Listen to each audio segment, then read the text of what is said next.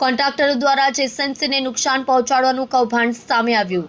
સુરતમાં ચાલતી બીઆરટીએસ બસમાં જ મુસાફરોને ટિકિટ આપવામાં આવતી હતી। ટ્રાન્સપોર્ટેશન ચેરમેન દ્વારા વિજિલન્સની ટીમને સાથે રાખી બસમાં ચેકિંગ કરવામાં આવી। સુકાની એજન્સી દ્વારા મેસેજ પાસ કરતા કૌભાંડ બહાર આવ્યું। મેસેજ પાસ કરનાર એજન્સીને બ્લેકલિસ્ટ કરવા આદેશ।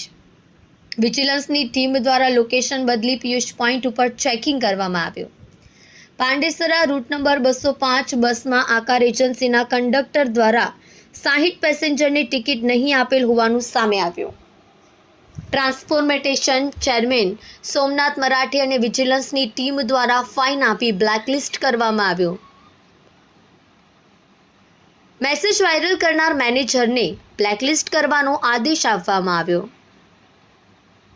હજુ કોણે મેસેજ આપીને એસએમસીને નુકસાન કરનાર પોલીસ કેસ કરી તમામ ગ્રુપ મેસેજ ચેક કરી આગળની કાર્યવાહી કરવામાં આવશે।